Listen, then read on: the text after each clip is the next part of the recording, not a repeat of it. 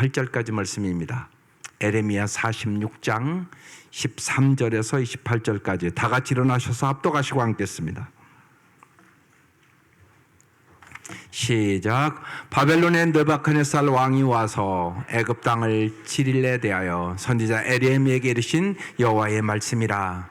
너희는 애굽에 선포하며 믹돌과 놋과 다베네스에 선포하여 말하기를 너희는 굳건히 서서 준비하라. 내 사방이 칼에 삼키웠느니라. 너희 장사들이 쓰러지면 어찌함이냐. 그들이 서지 못하면 여호와께서 그들을 몰아내신 까닭이니라. 그가 많은 사람을 넘어지게 하심에 사람이 사람 위에 엎드러지며 이르되 일어나라. 우리가 포악한 칼을 피하여 우리 민족에게로 우리 고향으로 돌아가자 하도다. 그들이 그곳에서 부르짖기를 애굽의 바로 왕이 망하였도다. 그가 기회를 놓쳤도다. 만군의 여호와라 일컫는 왕이 이르시되 나의 삶으로 맹세하노니 그가 과연 산들 중에 타볼같이 해변의 갈멜같이 오리라. 애굽에 사는 딸이여 너는 너를 위하여 포로의 짐을 꾸리라. 노비 황무하며 불에 타서 주민이 없을 것임이라. 애굽은 심히 아름다운 암송아일지라도 북으로부터 쇠파리떼가 줄곧 오리라. 또 그 중에 고용꾼은 살찐 수송아지 같아서 돌이켜 함께 도망하고 서지 못하였나니 재난의 날이 이르렀고 벌받는 때가 왔음이라. 애굽의 소리가 뱀의 소리 같으리니 이는 그들의 군대가 벌목하는 자 같이 도끼를 가지고 올 것임이라. 여호와의 말씀이니라. 그들이 황충보다 많아서 셀 수 없으므로 조사할 수 없는 그의 수풀을 찍을 것이라. 딸 애굽이 수치를 당하여 북쪽 백성의 손에 부침을 당하리로다. 만군의 여호와 이스라엘 하나님께서 말씀하시니라. 보라 내가 노예 아몬과 바로의 애굽 신들과 왕들 곧 바로와 및 그를 의지하는 자들을 벌할 것이라.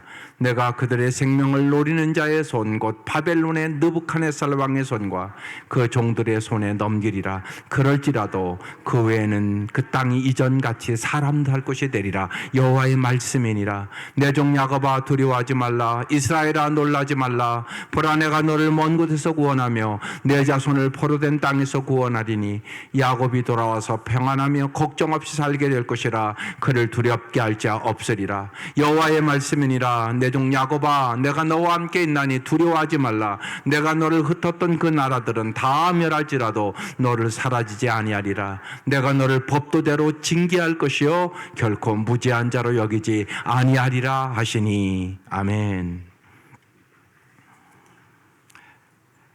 쉽게 얘기해서 오늘 그 시대에 미국과 같은 강대국이었던 애굽이 오늘 망한다. 이게 오늘 본문의 말씀이에요.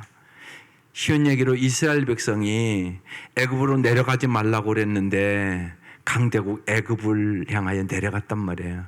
그럼 애굽이 망하면 이스라엘 백성들은 안 망할까요? 망한단 말입니다. 오늘 말씀은 하나님은 온 세상의 주권자시며 왕이시라는 것이에요. 이것을 여러분이 진짜 믿으셔야 돼요. 하나님을 믿고 하나님의 말씀에 순종하여 살아야 할 하나님의 백성이 애굽을 의지하여 애굽으로 내려가 애굽 백성처럼 우상을 숭배함으로 애굽의 망함과 함께 이스라엘 백성도 망한다, 그런 뜻입니다. 여러분이 무엇을 의지하느냐가 여러분의 인생을 결정합니다. 여러분은 뭘 의지합니까? 진실로 여러분의 자녀들은 뭘 의지하고 살아가는 것 같습니까? 망하는 길로 가고 있는 것입니까? 흥하는 길로 가는 것입니까? 오늘의 이 말씀을 주신 이유는 망하지 말고 회개하고 하나님의 은혜 속에 회복하라는 말씀입니다. 그러니까 망하지 말라고 주는 말씀이란 말입니다. 하나님은 바벨론의 느부갓네살 힘이 애굽에 오늘 미쳐서 바벨론이 침공해서 그 강대한 애굽을 망하게 할 것이다. 그런데 이것은 하나님이 하시는 일이다. 그 얘기를 말씀하고 있는 것입니다. 보십시다. 첫 번째, 유다가 믿었던 애굽은 불타고 황폐해질 것이다. 망할 것이다. 그 얘기입니다. 하나님은 애굽에 대하여 하나님의 계획대로 이끌어가니까 에레미야에게 미리 말씀하십니다. 그게 이제 13절부터 시작되는 겁니다. 바벨론의 느부갓네살 왕이 와서 애굽 땅을 칠 일에 대하여 이제 앞으로 일어날 일을 얘기하는 거예요. 여러분, 쉬운 얘기로 여러분 미래 아무도 모르잖아요. 하나님 다 알고 계시다고요. 그럼 하나님 의지하고 살아야 되지 않겠어요? 여기 자기의 미래를 아는 사람 하나도 없다고요. 내일 일도 모른다고요. 근데 하나님은 다 알고 계시다고요. 그러면 하나님을 의지하고 살아가는 게 마땅하지 않느냐고요. 근데 많은 사람들이 아니라고요. 그러니까 애굽 땅을 칠 일에 대하여 선지자 에레미야에게 이르신 여호와의 말씀이라. 우리가 말씀을 잘 들어야 될 이유가 여기 있는 거예요. 하나님이 언제나 미리 말씀하시죠. 언제나 미리 말씀해요. 인간의 모든 것을 계획할지라도 인도하시고 성취하시는 분은 하나님이란 말입니다. 14절. 너희는 애굽에 선포하여 밉돌과 놋과 다베네스에 선포하여 말하기를 너희는 굳건히 서서 준비하라. 내 사방이 칼에 삼키었느니라. 너희는 어서 방해 태세를 갖춰라. 사방에서 이제 전쟁이 일어나서 너희를 삼킬 것이다. 그런 말씀입니다. 15절. 너희 장사들이 쓰러지면 어찌함이냐? 그들이 서지 못함은, 이제 이거 중요한 말씀이에요. 여호와께서 그들을 몰아내신 까닭이니라. 하나님이 하셨다는 얘기입니다. 누가 몰아냈다고요? 여호와께서. 하나님은 애굽을 무너뜨리기로 이미 결정하셨다는 말씀이에요. 애굽의 미래가 전적으로 하나님의 손에 달려 있고 그들은 국제 정세와 전쟁 때문이 아니라 하나님의 뜻과 계획에 따른 심판으로 망하게 될 것이다. 여호와께서 그들을 몰아내신 까닭이리라. 인간의 생사와 복이 누구 손에 있다고요? 하나님께. 그러니까 하나님을 여러분 잘 알고 믿는 게 얼마나 중요한가를 잘 아셔야 돼요. 그런데 사람이 안 그렇거든요. 자꾸 자기 환경, 자기 학벌, 자기 능력, 자기 실력, 자꾸 이걸 보거든요.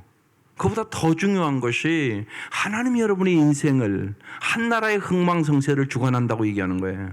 여호와께서 그들을 몰아내신 까닭이니라. 16절. 예, 그만 그거 띄워줘 보실래요? 예, 결국 우리 주위에서 일어나고 있는 사건에 대하여 여러분이 어떻게 해석하느냐가 중요하다고요. 그래서 제가 끊임없이 여러분에게 얘기하는 거예요. 인생은 해석이에요. 해석을 잘못하면 그 인생은 망하게 되는 것이에요. 잘못 해석하면 망한다고요. 여러분의 인생에 여러 가지 사건은 날마다 일어나는 거예요. 거기에 대해서 여러분은 반드시 해석을 하고 삽니다. 어떤 해석을 하냐가 중요한 거죠. 예를 들어서 여러분, 결혼해 봤더니 부부가 잘 안 맞아. 그러면 하나님의 말씀대로 우리 부부가 맞추고 살아야 되겠다. 이렇게 살아가는 길이 잘 사는 길이에요. 근데 만약에 우리는 잘못 만난 것 같다. 그리고 이제 서로 원망하고 너 때문에 그렇고 나 때문에 그렇고 서로 탓을 하고 나면 그 부부는 망하는 부부예요. 여러분 잘 가정들 들어고 보라고. 다 똑같이 사는 게 아니라고. 잘못 해석을 하고 살아. 쉬운 얘기로 우리 잘못 만났다. 그 가정은 끝났어. 행복하지 않아. 잘못 만났다고 생각한 가정이 무슨 행복을 하겠어요. 여러분 생각을 해보세요. 근데 그렇게 하고 살아가는 가정이 많아. 아니라고요. 만났으면 결혼 서약대로 우리는 잘 만났어. 그래서 우리가 서로 지금 안 맞지만 서로 성장의 기회야. 하나님의 말씀대로 잘 맞춰보자. 여러분 하나님의 말씀대로 잘 맞춰 살면 행복해질까요? 안 행복해질까요? 반드시 행복해집니다. 청년들 잘 들으시라고. 결혼해보면 금방 하는 거라고. 잘 안 맞아요. 그게요, 빨리 그걸 맞추는 부부가 있고요. 그게 5년, 10년 가는 부부도 있어요. 평생 안 맞는 부부도 있고요. 사느니 못 사느니 그런 부부도 있고요. 깨지는 부부도 있고요, 현실이. 그러니까 생각이 중요하단 말이에요. 인생은 해석이라고요. 꼭 맞는 부부가 어디 있어요? 살아보면 그런 부부 한 부부도 없습니다. 그런데 잘 생각이 올바르게 가져서 잘 맞춰 사는 부부가 있고 그렇지 않은 부부가 있는 거죠. 생각을 잘 맞추기 위하여 성경 보는 거예요. 하나님의 말씀에 맞추면 하나님이 행복을 선물로 주시는 것이에요. 여러분 왜 성경 봐요? 왜 여러분 하나님 말씀을 자꾸 묵상하라고 그래요? 성경 말씀대로 살아야 진짜 하나님이 영원한 행복을 주시니까. 반드시 그렇단 말이에요. 그래서 날마다 말씀을 읽고 큐티하고 묵상하는 가정이 행복해지는 거예요. 그래서 부부가 그거 잘해서 우리 하나님 말씀에 맞춰보자. 그리고 맞추고 살아보라고요. 해결이 안 되나? 된다니까요, 반드시요. 근데 그걸 안 해요. 제가 이렇게 간절히 설교를 해도 안 해요. 또 그런 가정은 오지도 않아, 이 자리에.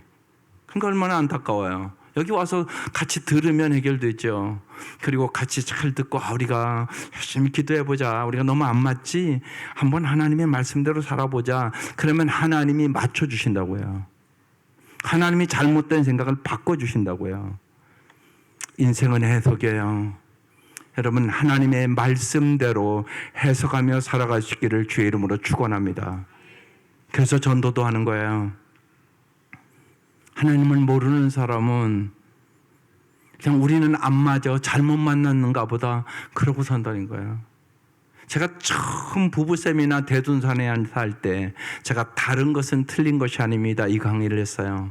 그 강의를 끝나자 한 사람이 와서 울면서 제가 이걸 깨닫지 못해서 15년 동안을 우리는 잘못 만났다고 생각하고 애들만 크면 이혼하려고 하고 살았다고, 너무나 후회가 된다고 통곡을 하면서 오는 사람이 있었어요. 많이 배운 사람이에요. 선생이에요, 선생. 선생님이면 그래도 웬만큼 배운 사람이잖아요. 그런데 그렇게 얘기하면서 통곡해서 내가 15년을 잘못 살았다고. 이것을 일찍 깨달았으면 우리가 아름답게 살았을 것을. 네, 인생은 해석이에요. 하나님의 말씀으로 잘 바른 해석을 갖고 하나님의 말씀대로 살아감으로 오늘 이 밤 어떤 어려움이 있다 할지라도 주님과 함께 승리하시기를 주의 이름으로 축원합니다.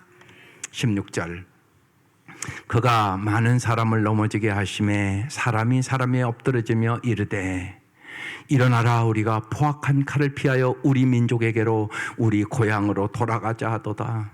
이들이 애굽으로 왔잖아요. 근데 이제 뭐 전쟁이 다 죽어가는 걸 보면서 이제 우리 민족에게로 우리 고향으로 돌아가자 그랬다는 거예요. 17절 그들이 그곳에서 부르짖기를 애굽의 바로 왕이 망하였도다.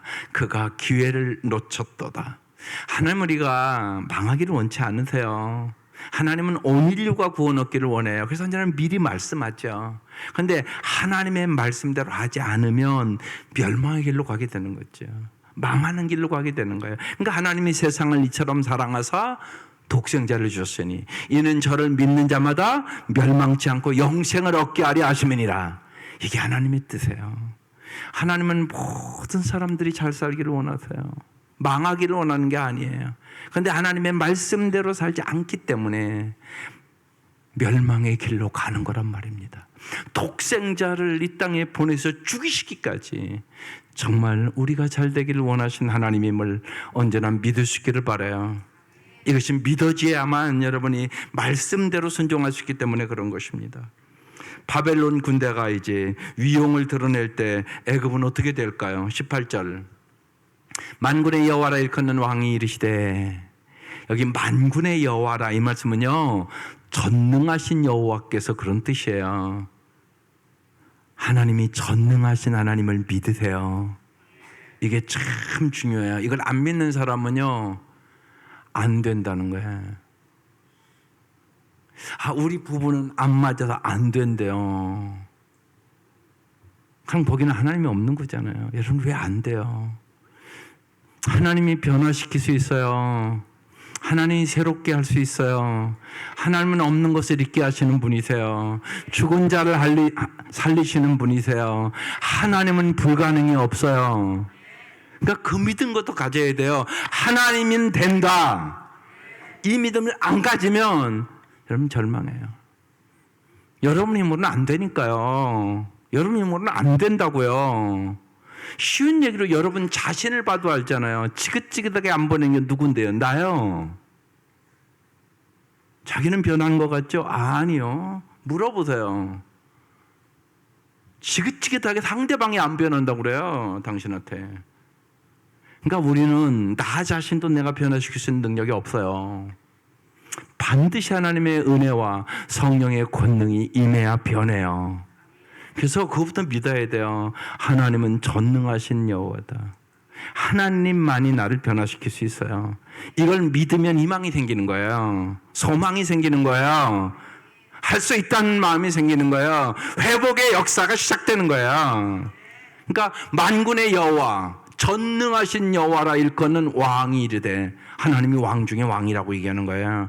하나님이 모든 것을 다스리는 분이라고 얘기를 하는 거죠. 왕은 다스림을 의미하는 거니까요.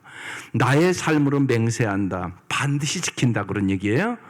그가 과연 산들 중에 다볼같이, 다볼산같이, 그런 뜻이에요. 해변의 갈멜산같이, 산은 흔들리지 않고 이렇게 항상 있잖아요. 그것같이.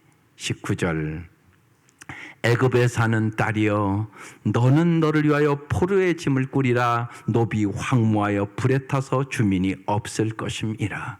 애굽을 내가 반드시 멸망시키리라. 그런 말씀이에요. 네. 하나님은 전능하신 하나님이기 때문에 이 말씀대로 반드시 이룬다고 말씀하고 있는 것이에요. 만군의 여호와 전능하신 하나님께서 이런 계획을 가지고, 너를 공격하는, 애굽을 공격하는 군대의 힘은 다볼산같이, 갈멜살같이 움직이지 않는 강한 세력이기 때문에, 애굽에 사는 딸이여, 너는 너를 위하여 포로의 짐을 꾸려. 노비 황무하여 불에 타며 주민이 없을 것이다. 황폐하게 애굽이 망할 것이야. 내가 그 계획을 갖고 있어. 전능하신 하나님 지금 이렇게 말씀하는 거예요. 유다는요, 애굽을 구원의 동안줄로 알고 붙잡았으나 애굽마저도 하나님의 심판을 받아 예루살렘처럼 불타고 말 것이라고 말씀하는 것이에요.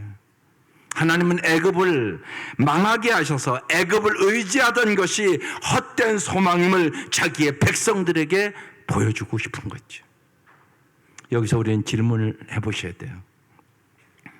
우리의 인생에 내가 정말 굳게 믿고 의지하는 것이 무엇이세요? 정말 하나님이세요?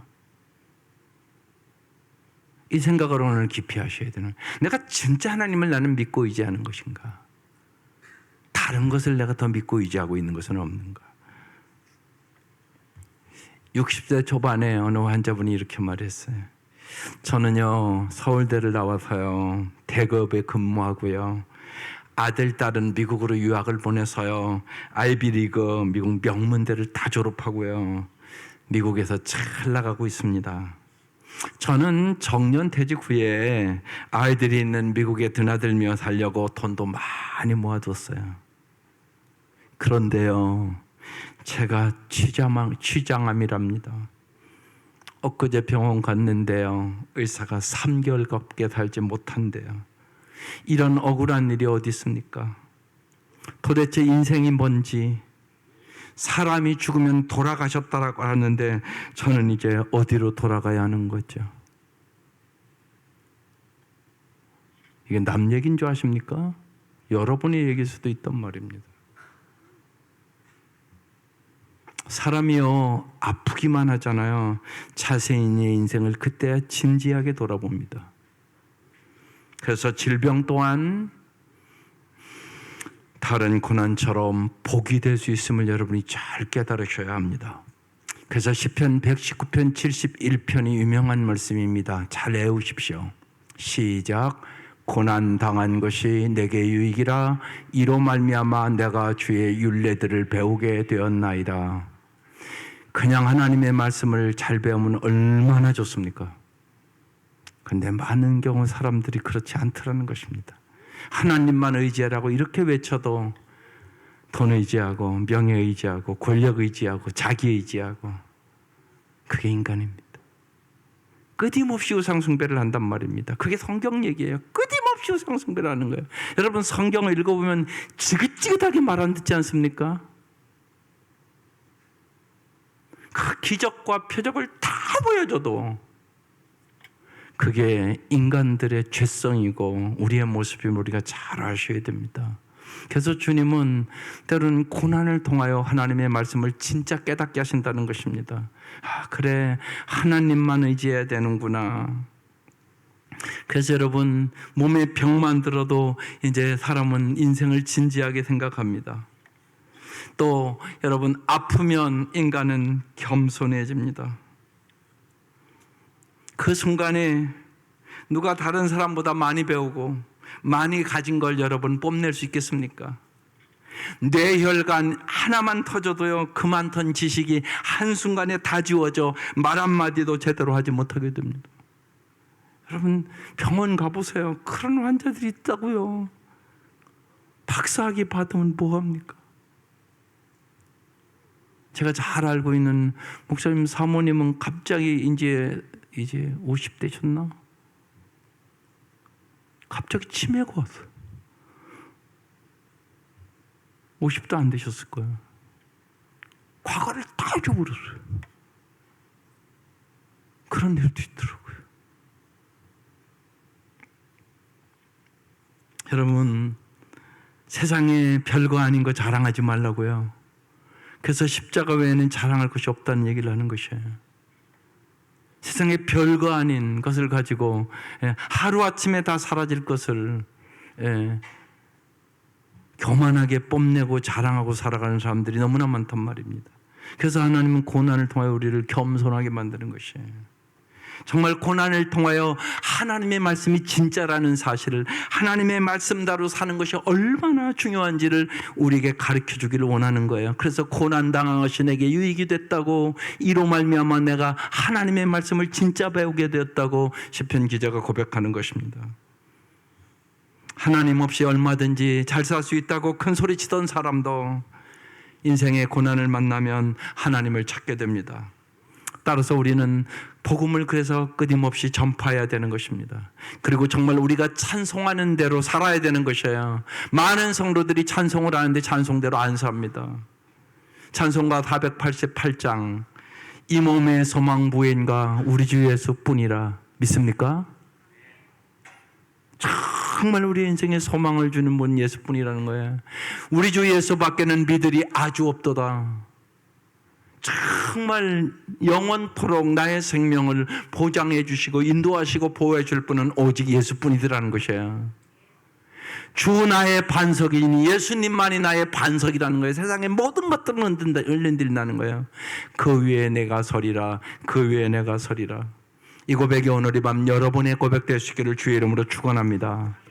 542장도 구주 예수 의지함이 심히 기쁜 일일세. 영생 허락 받았으니 의심 아주 없도다. 주님 우리에게 영생을 주러 오셨다고요. 이 땅의 삶 다 끝난다고, 안 죽는 사람 없다고, 좀 일찍 죽고 늦게 죽을 뿐이라고. 예수를 모르면 영벌에 가는 거라고. 예수를 알면 영생을 얻는다고. 영생은 오직 예수님만 주실 수 있다고. 그래서 예수 믿는 것은 받은 증거 많도다. 예수 귀한 예수 믿음 더욱 주소서. 그래서 이번 우리 청년들 믿음에 대해서 깊이 배울 것이에요. 정말 금보다 귀한 믿음, 이것을 청년 때 갖는 것은 엄청난 복이란 말이에요. 아니란 말이에요. 많은 사람들이 믿음보다 돈 많으면 더 잘 살 수 있다고 믿는다고요. 안 그런 것 같지만 그렇다니까요. 그래서 돈 벌려고 얼마나 힘쓰는지, 돈 얼마나 좋아하고 우리가 사랑하는지 우리가 더 잘 알잖아요. 이게 성령의 역사가 아니면 안 바뀌어요. 그래서 믿음과 성령 충만 제목을 그렇게 잡은 거예요. 안 바뀌어요? 왜 바뀔 것 같지만요. 수많은 사람들이 주님보다 돈 더 의지해요. 그게 현실이란 말입니다. 이걸 바꿔주는 거, 성령 체험하지 않으면 안 바뀌어요. 입술로는 다 우리 부르죠. 주 예수보다 귀한 것이 없네. 세상 부귀와 바꿀 수 없네. 진짜 돼요? 아니라니까요. 말로만, 입술로만 그런 사람들이 훨씬 많단 말이에요. 현실은요. 그것을 바꾸는 거, 그게 정말 요새 우리가 본 사도 바울이 바뀌는 것처럼 그 역사가 정말 부활하신 주님을 만나야 예수를 위하여 죽을 수 있지, 부활하신 예수를 만나지 못한 사람은 예수를 위하여 못 죽어요. 그게 힘으로 능으로 되는 게 아니에요. 성령의 능력으로 되는 것이에요. 두 번째, 하나님은 심판 중에도 구원의 소망을 언제나 남겨놓으시죠. 20절, 애굽은 심히 아름다운 암송아일지라도 북으로부터 쇠파리 떼가 줄곧 오리라. 지금 애굽이 심히 아름다운 암송아이 같은 모습이라는 거예요. 경제적으로나 권력으로나 아주 풍성하다는 얘기예요. 근데 북으로부터 쇠파리 떼, 이제 바벨론을 얘기하는 거예요. 바벨론이 쳐들어오리라는 얘기예요. 21절. 또 그중에 고용꾼은 살찐 숫송아지 같아서, 애굽이 강대국이니까요, 그 군사들을 돈을 사들여서 고용한 군인들이 많았단 말이에요. 그런데 고용꾼은 살찐 숫송아지 같아서 돌이켜 함께 도망하고 서지 못하였나니 재난의 날이 이르렀고 벌받는 때가 왔습니다. 하나님이 이제 애굽을 망하게 하겠다는 때가 이제 왔다고 말씀하고 있는 것이에요. 22절, 애굽의 소리가 뱀의 소리 같으리니 이는 그들의 군대가 벌목하는 자같이 도끼를 가지고 올 것임이라. 적들이 이제 군대를 거느리고 밀어닥치면 그들이 벌목하는 사람들처럼 도끼를 들고 이집트를 치러 들어올 텐데, 이집트가 소리를 내며 도망치는 뱀처럼 도망가게 될 것이다. 하나님이 기가 막히게 계획을 가지고 말씀하고 계신 거죠. 23절, 여호와의 말씀이니라. 그들이 황충보다 많아서 셀 수 없으므로 조사할 수 없는 그 수풀을 찍을 것이라. 24절, 딸 애굽이, 이거 하나님이요 신기하게 부르잖아요. 딸 애굽이라고. 아들 애굽이라고 안 하고요, 딸 애굽이라고 불러요. 수치를 당하며 북쪽 백성의 손에, 바벨론의 손에 부침을 당하리로다. 그런 말씀이에요. 딸 애굽이라고 부른 이유는 벌거벗은 수치를 드러내기 위하여 딸이라는 용어를 일부러 사용한 거예요. 하나님은 정말로 모든 계획을 가지고 한 나라의 흥망성쇠를 다 주관하고 있다고, 내가 주권자라고 계속 말씀하는 거예요. 25절, 만군의 여호와 이스라엘 하나님께서 말씀하시니라. 보라, 내가 노예 아몬과 바로와 애굽과 애굽 심들과 왕들 곧 바로와 및 그를 의지한 자들을 벌할 것이라. 여기 의지라는 단어가 딱 왔어요. 여러분, 뭘 의지하시냐고요? 사람이 돈을 의지하기도 하고요, 권력을 의지하기도 하고요, 왕들을 의지하기도 하고요. 또 이스라엘 백성들은 그를 의지하는 자들, 애굽을 의지해서 애굽으로 내려간 거예요. 그 자들을 다 벌할 것이다. 지금 이렇게 말씀하고 있는 것이에요. 그럼에도 불구하고 하나님은 애굽을 심판하면서도 은혜를 남겨놓으셨다고 26절에 말씀하세요. 내가 그들의 생명을 노리는 자의 손 곧 바벨론의 느부갓네살 왕의 손과 그들의 종들의 손에 넘기리라. 그럴지라도 은혜를 주신다는 거예요. 그 후에는 그 땅이 이전같이 사람 살 곳이 되리라. 여호와의 말씀이니라. 황폐하게 하나님께서 저들의 애굽을 멸망시키지만 그래도 그 땅이 이전같이 사람 살 곳이 될 수 있을 정도의 은혜는 내려주겠다. 지금 그렇게 말씀하고 있는 것이에요. 역사의 전면에는 세상의 강자가 보이지만 그 이면에는 여러분 진정한 강자요, 주권자요, 영원의 승리자신 하나님이 계시는 것을 보라고 얘기하는 거예요. 여러분, 이게 참 중요해요. 영혼의 눈이 열린다는 얘기가 그 얘기예요. 여러분, 하나님 눈에 안 보이잖아요. 권력, 강대국, 돈, 이건 여러분 눈에 보이잖아요. 그러니까 사람은 그래서 의지하는 거예요. 돈, 권력, 명예, 눈에 보이니까. 영혼의 눈이 열린다는 것은 이거라고요. 영혼의 눈이 열린 사람은 하나님을 보는 거예요. 영혼의 눈이 열린 사람이 하나님이 주권자고, 하나님 우리에게 영혼을 주시는 분을, 영혼의 관점에서 인생을 볼 수 있게 되는 거예요. 이 눈이 열리지 않는 사람은 언제나 교회 안에 와 있어도 눈에 보이는 것만을 쫓아가요. 이건 어쩔 수가 없단 말이에요. 왜? 봉사니까. 영혼의 눈이 열린다니까 그 얘기입니다. 썩어질 것과 썩지 않을 것이 뭔가, 일시적인 것과 영원한 것이 뭔가, 성경은 그 얘기를 끊임없이 한단 말이에요. 그러니까 영생을 얘기하는 거잖아요. 영생. 인생은 3생이 있다고 끊임없이 얘기하는 거예요. 어머니 뱃속에서 일생, 이 땅에서 잘 살아봤자 7, 80년 살다가 다 죽는다 한결같이 그 후에는 영생이 있다고 얘기하는 것이에요. 예를 들어서 여러분이 쉬운 얘기로 내가 내년에는 미국에 이민 가서 살아야 되겠다. 그러면 여기 있는 사람들 다요 영어 배워요. 거기 가서 살아야 되니까. 바뀐다고요, 삶이요. 마찬가지로 정말 이 땅의 삶이 끝나면 영생 있음을 믿는 사람은 반드시 삶이 바뀐다고요. 안 바뀐다? 안 믿는 거죠. 어떻게 안 바뀝니까? 미국에 가서 살기만 하려고 해도요, 영어 배운다니까요, 당장. 왜냐하면 안 배우면 너무나 사는 게 힘든 거니까. 말도 안 통하는데 얼마나 힘들겠어요, 살아가는 게. 똑같단 말입니다. 그러니까 정말 내가 하나님의 말씀을 믿는가 안 믿는가 우리는 깊이 생각해 봐야 되는 거죠. 하나님은 유다 백성을 징계하시더라도 어떤 소망을 언제나 남겨놓으세요. 27절 내 종 야곱아 두려워하지 말라. 여기 한전에 여러분 하나님이 어떤 마음을 가지고 부르는가를 잘 묵상하셔야 내 종이라고 불러요. 내 종 야곱아 이스라엘아 두려워하지 말라. 이스라엘아 놀라지 말라. 보라 내가 너를 먼 곳에서 구원하며 내 자손을 포로된 땅에서도 구원하리니. 이게 하나님의 마음이에요. 하나님은 정말로 하나님의 백성을 구원하기를 원하는 거예요. 정말 잘 살기를 원하는 거예요.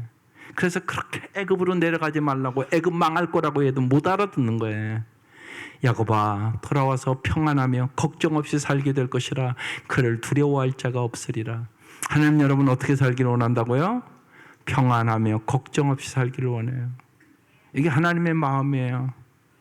하나님이 우리의 보호자가 되어주실 때, 하나님께서 우리에게 은혜를 베풀어 주실 때, 하나님께서 우리에게 평강을 주실 때 우리는 평안하며 걱정 없이 살 수 있게 되는 것이에요. 내 힘으로 내 능력으로 걱정 없이 평안하게 살 수 있는 능력이 인간은 없어요. 하나님 우리의 보호자, 하나님 우리의 공급자, 하나님 우리에게 진짜 세상에서 줄 수 없는 평안을 주시는 분, 모든 걱정과 염려를 맡아주시는 분, 이게 하나님이란 말이죠. 그러니까 하나님을 아는 것이 가장 중요한 거예요. 하나님을 모르면 이게 안 되는 거예요. 모르는데 되겠어요? 맡길 수가 없잖아요. 그러니까 기도도 못해요, 이런 분은. 여러분 기도한다는 게 그래서 축복이에요. 여러분 정말 기도할 수 있는 사람은 나의 모든 것을 맡기게 된단 말이에요. 이게 하나님의 마음이에요. 이사야서 41장 10절을 그래서 특별히 병원에 수술하러 가거나 그러면 제가 꼭 드리는 말씀이에요. 한번 읽어볼게요. 시작. 두려워하지 말라. 내가 너와 함께 함이라. 놀라지 말라. 나는 내 하나님이 됨이라. 내가 너를 굳세게 하리라. 참으로 너를 도와주리라. 참으로 나의 의로운 오른손으로 너를 붙들리라. 이게 하나님의 마음이에요. 하나님은 언제나 여러분에게 이렇게 말씀하고 있는 거죠. 28절 여호와의 말씀이니라. 내 종 야곱아 내가 너와 함께 있나니. 함께라는 단어가 딱 나오잖아요. 두려워하지 마라. 여러분 환경의 문제가 아니라고요. 하나님이 함께 하느냐 안 함께 하느냐가 여러분의 인생을 결정하는 거예요. 근데 우리는 자꾸 환경을 바라보고 내 형편을 바라보고 나 자신을 바라보고 낙심하고 좌절하거든요. 하나님이 함께 하시면 없는 것을 있게 하시고 죽은 자도 살리시고 전능하신 하나님께서 함께 하시면 승리할 수 있다고 믿으셔야 돼요. 내가 너와 함께 있나니 두려워하지 말라. 우리에게는 다 두려움이 있으니까 자꾸 얘기하는 거예요. 내가 너를 흩었던 그 나라들은 다 멸할지라도 너는 사라지지 아니하리라. 내가 언제나 너를 지키고 보호해 줄게. 그 말씀이잖아요. 내가 너를 법도대로 뭐 한다고요? 징계할 것이요 결코 무죄한 자로 여기지 아니하리라 하시니. 그랬어요. 하나님은 하나님 백성이 죄가 없는 것처럼 여기지는 않을 것이에요. 그렇다면 왜 하나님의 공의가 부정될 것이기 때문에 그래요. 하나님은 죄 지은 자를 법대로 징계하시지만 그들을 멸망하도록 버려두지는 않겠다는 것이에요. 하나님은 노하기를 더디하시는 분이세요. 역사의 길목에서 절망의 어둠과 희망의 서광이 교차하는 오늘 본문의 모습이에요. 그래서 언제나 잊지 마셔야 돼요. 여러분이 인생에 고난이 있을 때는 십자가를 깊이 생각하세요. 십자가는요, 우리를 죄악에서 구원해 준 은혜예요. 은혜. 십자가를 생각하여 고난을 이길 수 있는 능력을 얻어요. 부활을 생각하여 어려움 속에서도 영원한 소망을 가지고 승리할 수 있게 되는 것이에요. 그래서 십자가와 부활이 복음인 거예요. 여러분이 어떤 어려움을 만나도 십자가의 주님을 생각하고 십자가의 주님을 바라보고 부활의 주님을 믿고 의지할 때 십자가와 부활의 능력으로 승리하게 되는 것이에요. 자녀를 키우면서 너 이거 잘 지켜야 돼, 이걸 안 하면 아빠한테 혼나, 이런 얘기를 하면서 어렸을 때 기릅니다. 그리고 어기고 잘못하면 매를 들고 징계를 하죠. 이것은 약속이고 공의고 아이를 잘 되게 하는 심판이라고 생각하기 때문에 아버지는 그렇게 징계하는 거예요. 혼날 때 매를 든 부모의 마음은 언제나 평안하지 않아요. 마음이 아픈 거죠. 그러니까 오늘 말씀에서도 여러분 하나님의 아픈 마음을 볼 줄 알아야 돼요. 하나님이 마음 아파하신다고요. 이게 성경을 보는 눈이에요. 하나님이 얼마나 마음 아파하는가 모른다고요. 그래서 하나님은 사랑의 매를 때리는 거예요. 하나님은 징계하시고 구원하시고 회복시켜 주시는 것이에요. 그것을 잘 해석해 놓은 신약이 히브리서 12장 말씀이에요. 한번 볼게요. 히브리서 12장에 이렇게 말씀해요. 주님께서는 사랑하시는 사람을 징계하시고 받아들이는 아들마다 채찍질 하신다. 7절. 징계를 받을 때 참아내십시오. 하나님께서는 자녀에게 대하듯이 여러분에게 대하십니다. 아버지가 징계하지 않는 자녀가 어디 있겠습니까? 그 다음에요. 모든 자녀가 받은 징계를 여러분이 받지 않는다고 하면 여러분은 사생아이지 참 자녀가 아닙니다. 우리가 육신의 아버지도 훈육자로 모시고 공경하거든. 하물며 영들의 아버지께 복종하고 살아야 한다는 것은 더욱더 당연한 일이 아니겠습니까?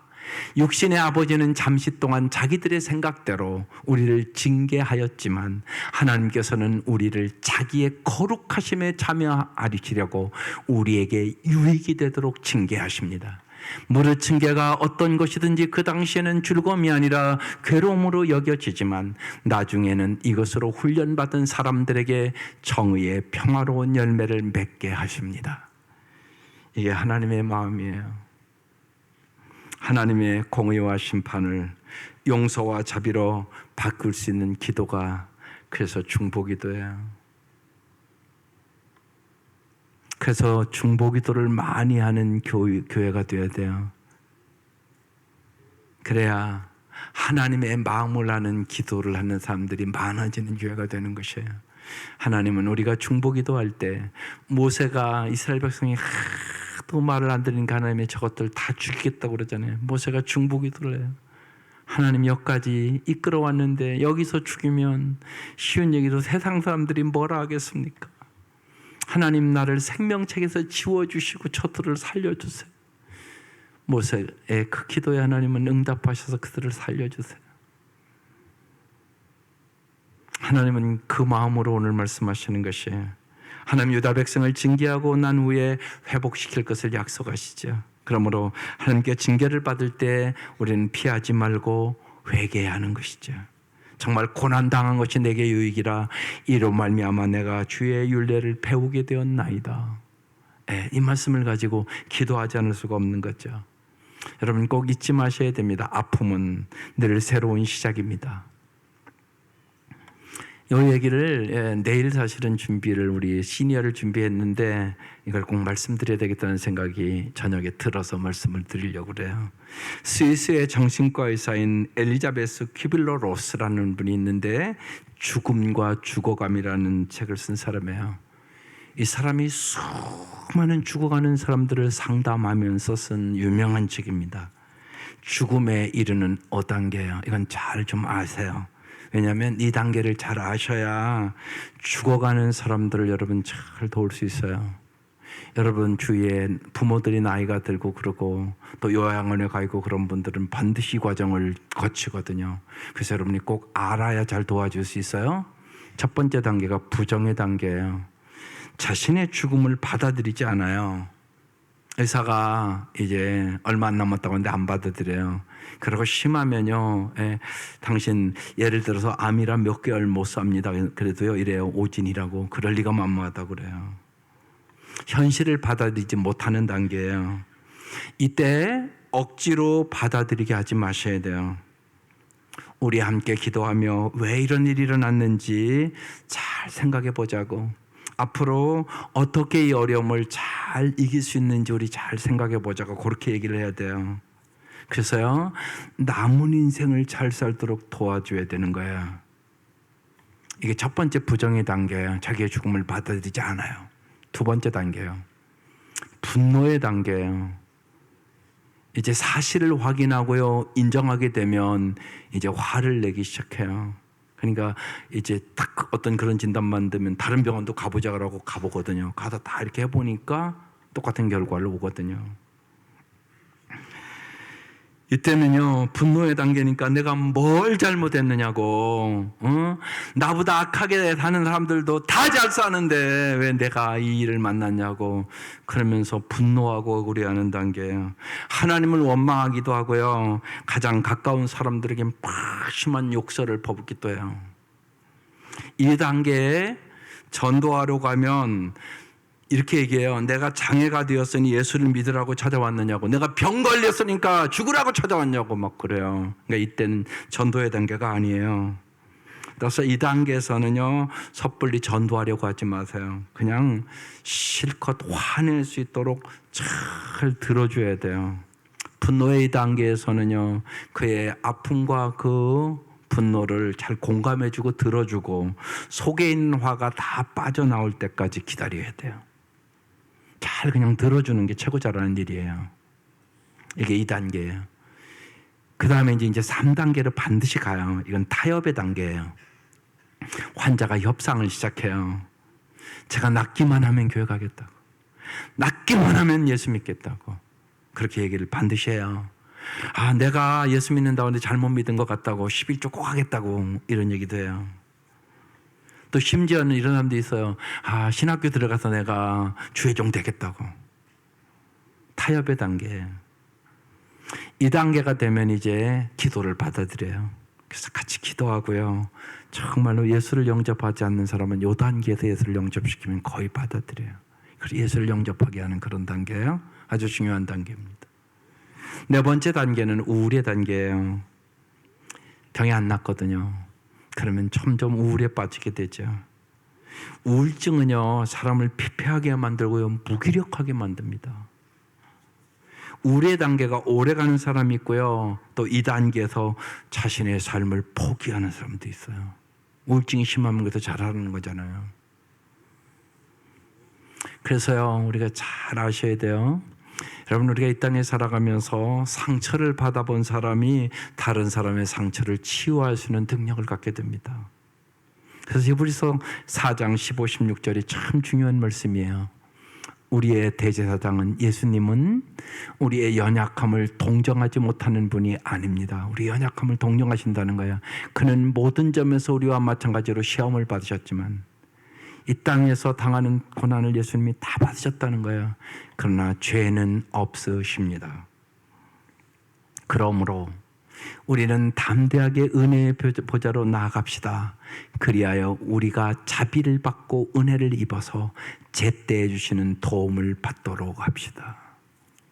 주님이 주시는 도움으로 이겨나갈 수 있는 능력을 얻게 되는 것이에요. 상처받은 예수님께서 우리의 가장 큰 치유자가 되신다는 것이에요. 예수님을 바라볼 때 우리의 상처가 치유되고 모든 것을 이길 수 있는 능력을 얻게 돼요. 그게 히브리서 12장 2절의 말씀이에요. 믿음의 창시자요 완성자이신 예수를 바라보십시다. 그는 자기 앞에 놓여있는 기쁨을 내다보고서 부끄러움을 마음에 두지 않으시고 십자가를 참으셨습니다. 그리하여 그는 하나님 보좌 오른쪽에 앉으셨습니다. 예수를 바라보면서 영혼의 눈이 열리고 천국을 바라보는 역사들이 일어나요. 영적인 일들이에요. 그래서 병도 이기고 죽음도 이기고 그 상처도 치료되는 역사가 여기서 일어납니다. 마지막 5단계는 수능의 단계예요. 이제 하루하루를 의미 있게 살아가도록 도와주는 단계입니다. 이제부터 새롭게 시작하는 거야. 매일 매 순간 마지막인 듯이 새롭게 살아가는 연습을 도와주는 것이에요. 이기심과 탐심을 줄여가는 연습을 도와주는 것이에요. 그래서 하루하루의 기도를 아름답게 하도록 도와주는 것이에요. 주님, 자비로운 이 밤을 비춰주시고 밝아오는 아침에 주님의 이름으로 일어나 건강한 몸과 기쁜 마음으로 새날 빛을 볼 수 있도록 오늘도 평화 속에 편히 쉬게 앞서서 이런 기도들을 자꾸 시키고 주님이 주시는 평강을 경험케 하는 것이에요. 그러면서 매일 의미 있는 삶을 다짐하도록 도와주는 거예요. 이게 엄청나게 중요합니다. 특별히 시한부 암 환자들은 말할 것도 없어요. 그 다음 띄워줘 보실래요? 예, 삶의 정원을 순간마다 충실하게 가꾸도록 도와주는 것이에요. 다른 사람의 말을 잘 새겨 듣도록 가르쳐주는 것이에요. 웬만한 일은 다 용서하시는 넓은 사랑을 키워가도록 도와주는 것이에요. 내 남은 날들의 첫날인 오늘을 더 열심히 살 수 있도록 도와주는 것이에요. 하루 한순간을 하루씩 허투루 쓰지 말고 매일 대하는 이들을 처음 보듯이 새롭게 사랑하는 마음을 갖도록 옆에서 기도하면서 정말로 하루하루를 의미 있고 남은 세월이 6개월이든 1년이든 아름답고 의미 있게 살도록 도와주는 것이 엄청나게 중요해요. 그래서요, 여러분 잊지 마셔야 돼요. 절대적인 의미를 갖는 사람만이 인생을 아름답게 마쳐요. 그리고 남은 인생을 행복하게 살아갈 수 있는 힘을 얻게 되는 것입니다. 그러니까 모든 사람의 죽음은 찾아와요. 여러분, 만난단 말이에요. 이게 잘 도와주는 방법이에요. 사탄은 오늘도요, 여러분 이걸 잘 아셔야 돼요. 사탄과의 싸움이에요. 질병과 경제적인 어려움과 가정의 위기와 자녀들의 문제와 미움과 분노 등 온갖 종류의 여러분은 불화살로 여러분을 공격해요. 어떻게 이깁니까? 불화살을 반드시 쏜다고요, 여러분에게. 성경은 끊임없이 얘기하는 거예요. 믿음의 방패를 가지고 불화살을 막으라고 얘기하는 것이에요. 이게 에베소 6장의 말씀이란 말이에요. 믿음의 방패를 갖지 않으면 불화살에 맞아 죽는 거예요. 누구에게나 온단 말이에요, 이게. 그래서 우리 청년들의 믿음에 대해서 이번 수련회 합니다.